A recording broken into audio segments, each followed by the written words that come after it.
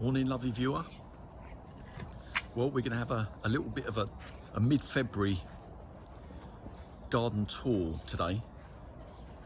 And first of all, I'm going to show you the scene of an argument between me and my wife. A proper domestic, a domestic that, you know, people threaten to sell the house, move out, all that sort of good stuff. No shouting, thankfully, but it was a very stressful time, and it was all over my roses. And I tried to dig another flower bed here. You can just see it just here. This is what I tried to dig. This here is the best spot in the garden in terms of sunshine. The sun, it rises behind me in front of the house, and it sets over here, but it gets sun probably early morning. The end of the garden here all gets fantastic sun. And because this was a bit of more or less wasteland, where we had the old shed here, the concrete base, it come all the way out. So I decided to do something with it, and I thought a nice little rose bed would be fantastic. So it took me a couple of days. I smashed away the concrete, shifted a load of rubble, a load of stones. In fact, you can see there's still some stones here left that I need to get rid of. And yeah, I dug it over. And my wife, she didn't say anything for a couple of days, and I thought that boded pretty well. But then she called me out, and she said, come on, let's go into the garden and see what you've been doing.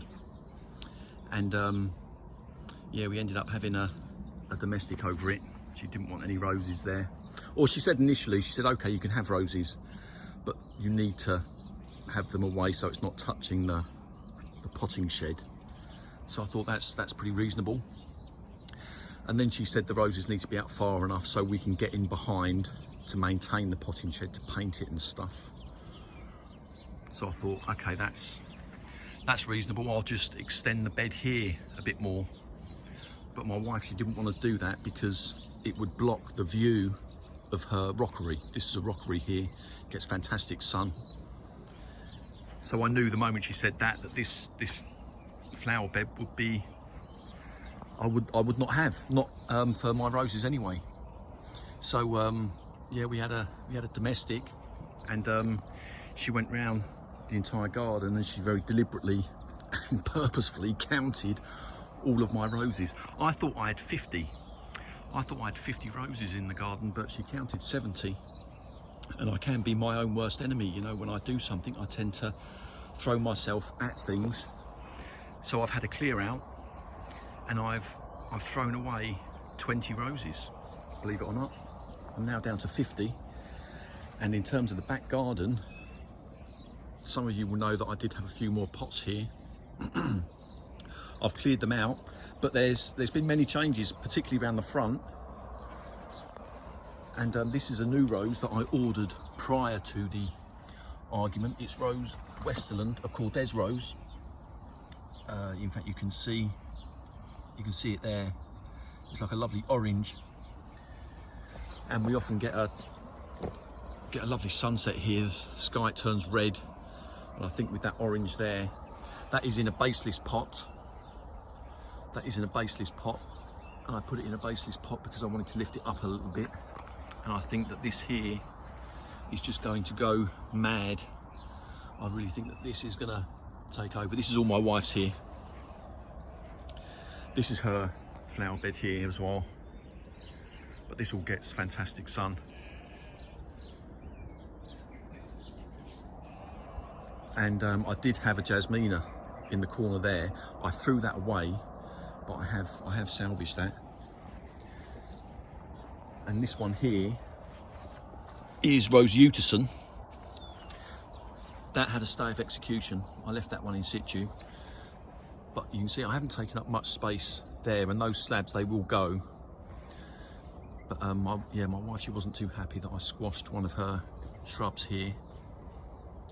But that has stayed. And Gav, you'll be pleased to know that brother Cadfael, that has stayed as well. The one that's over the sewer, planted over the sewer, but that has stayed, and that gets fantastic sun as well. But in terms of the back garden, my plans, we're no longer having a flower bed here. We have a dog, So it's been decided that's not going to happen. I was going to have like a nice little rose bed just here. The pots on the patio, they've all gone. The ones that were around here, I had some roses here, they've gone. Now this here is a little bit different. It's not a big pot, and it is Rose Summer Romance. Now I know that that is going to grow very big. I do not know where that's going to go, but for the time being, it's I've potted it there, and I'm going to see how we get on with it. But that is not a huge pot that's there, but it should be good for a year, possibly two, and we'll see how we get on with that. Look at that, we're at 5 minutes already. I suggest you go and get a cup of coffee, people, because this could be a long one. Right, this here is Rose Boscobel, and I salvaged that out of the garden waste. That is one that I salvaged. Where it's going to go, I don't know, but this here is Rose Eden Rose 88, Pierre de Ronsard. This is in a baseless pot, and this is a new space that I've created, perhaps ingeniously.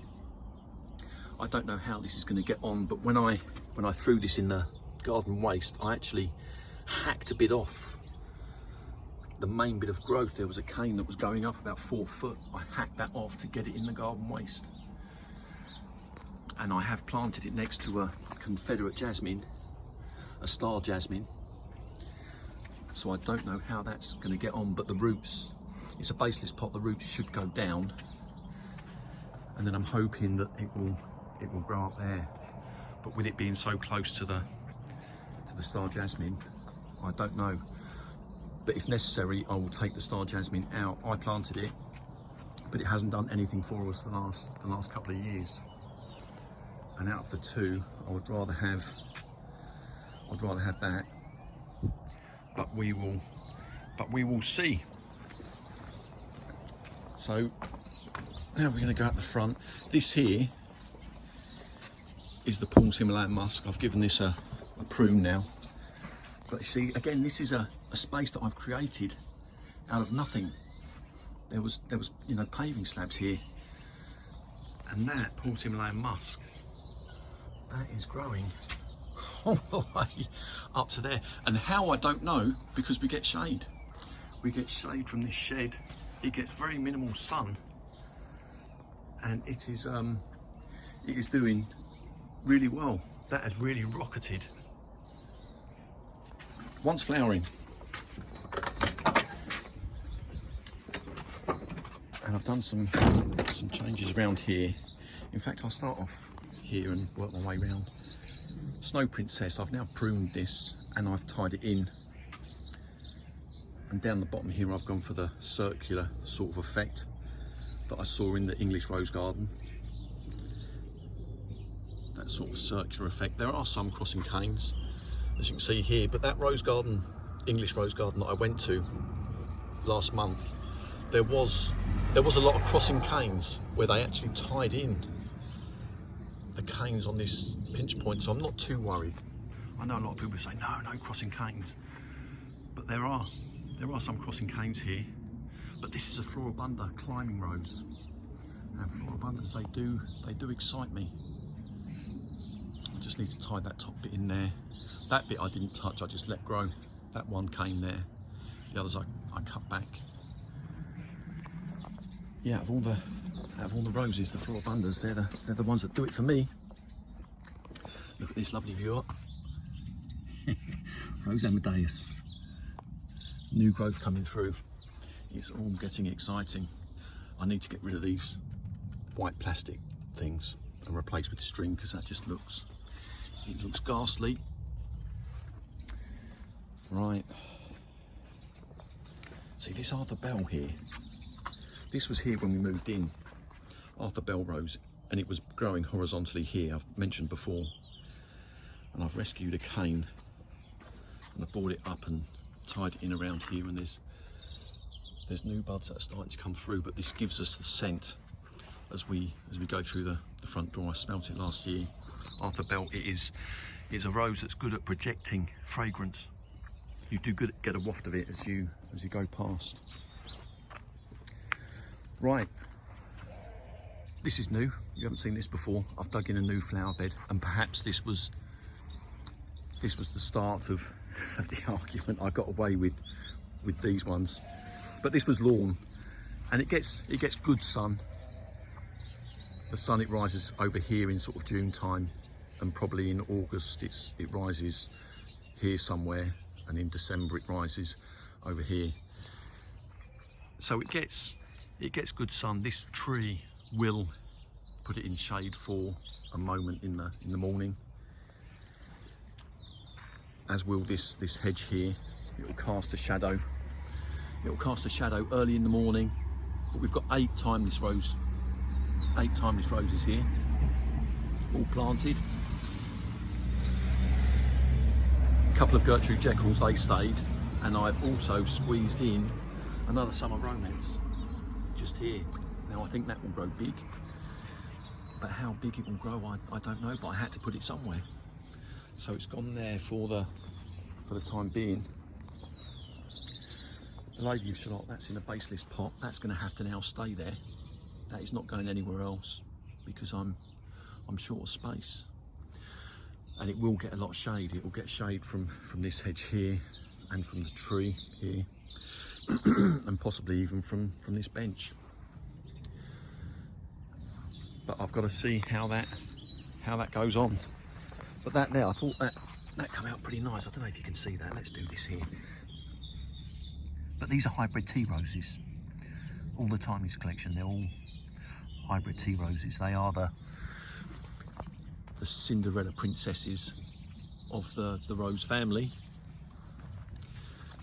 The Barbie dolls, you know, they do have these beautiful flowers, but the downside is it takes them a while to get ready in the morning. It takes them a while to get ready, put all their makeup on, and then they'll give us a nice display. But they are, as a group of roses, I think they can be a little frigid. So it'll be interesting to see how I get on with these. But space is going to be very, very tight now. This is it. I've got this flower bed and the front here, and my wife has very generously given me this flower bed down here. That's now going to be mine. She's got this one here. This gets fantastic sun as the sun goes round, and as does that one there. But yeah, this argument, it's you know, I can be my own worst enemy. I'm one of these people who throws themselves at things. The Eden Rose 88, that has now moved to the back that you've just seen, and that is Rose Jasmina. It's in a baseless pot, and I'm going to grow it there. And Laguna, that has stayed. This here is all the Parfuma collection that is still around here.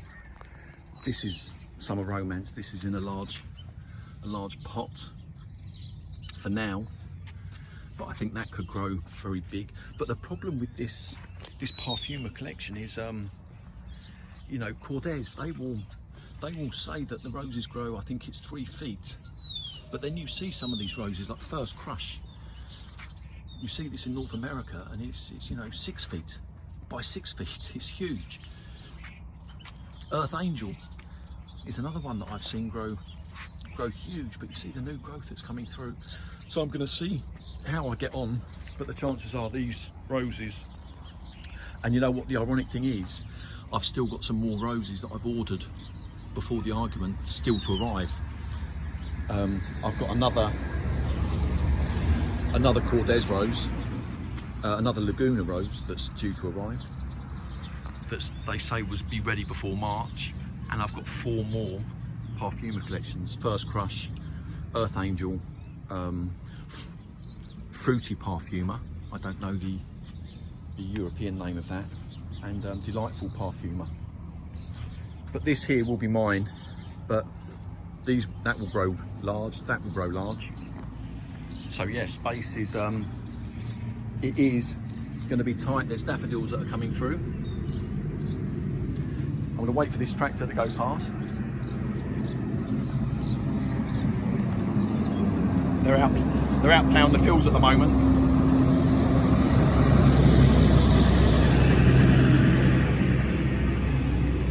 Roald Dahl. That's another one that stayed gaff. But you see, it's a bit of soil that I created. I created that. And let's give you, look at that, 15 minutes. 15 minutes. That's a long old time, and there's still many more roses to see. I've told you about these. The Joy Viella, I've decided to put 2 roses in the same pot. They don't grow too big, I don't think, so I might get away with that for a little while. The Diane Boyd. This here, I'm excited about this Arthur Bell rose now. I am, because that is looking really good. That it's got to be its 2nd or 3rd year, and I've tied it in, and it's growing along these wires here, and it's going to keep on growing across the front. And that fragrance that I mentioned at the front door, you know, it can project fragrance. The flowers, they do fade in the direct sun. They turn from that lovely bright yellow colour. If it's bright sun, they do fade to more of a creamy colour. But it's pretty generous on the flowering. Oh, and this is a new one as well. Again, this was all ordered before the argument. Nostalgia, you haven't seen that one before. There's a lady on YouTube, well, mine's gone blank. I think her name's Janet or Jeanette. She's a Filipino lady. She starts off her channel by saying, "Morning, welcome to my channel," and she does that with her hand. I saw it on her channel and it looked fantastic, and this is quite a mature plant. I think it cost me £20, but it's another hybrid tea. I don't know how often it will flower, but the flowers, they look fantastic. They really did. And lastly, we're going to go out the front. See, this is land I acquired. It's common land, ultimately. And in my raid, when I was ripping up flowers, in fact, while that tractor goes past, I'm going to come back here and just show you very quickly some carnage. Yeah, when I was ripping up roses, look at that. You don't want to see that in there. You don't want to know what's in there.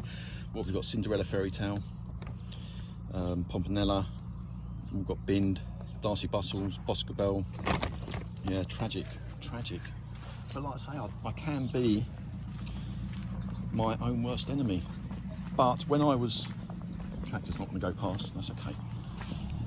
Yeah, I took out the Darcey Bussells. I thought those ones would be the first to go, and now the tractor comes past. Yeah, because the Darcey Bussells, they get infected with black spot from probably the end of July, which is annoying because the beginning of July, the end of June, I know that those Darcey Bussells would have looked fantastic. They would have looked absolutely fantastic. I've lost a boscobel down there as well. But the Darcey Bussells, with them being the most prone to disease, they went. And I've replaced it with a Champagne Moment. And this one here, the name escapes me, but both Kordes roses. Both Kordes roses here.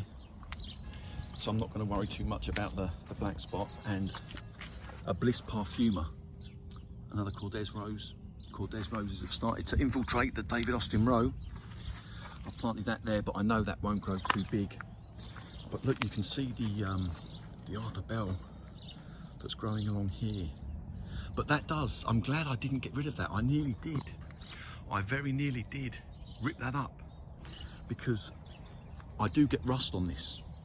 I get rust to such an extent that if you shake a stem, you can see the powder come off. It does get rusty. And that very nearly went, but that, and to put that in the bin, I'd had to have chopped that right down. But you can see it's growing all the way down to here.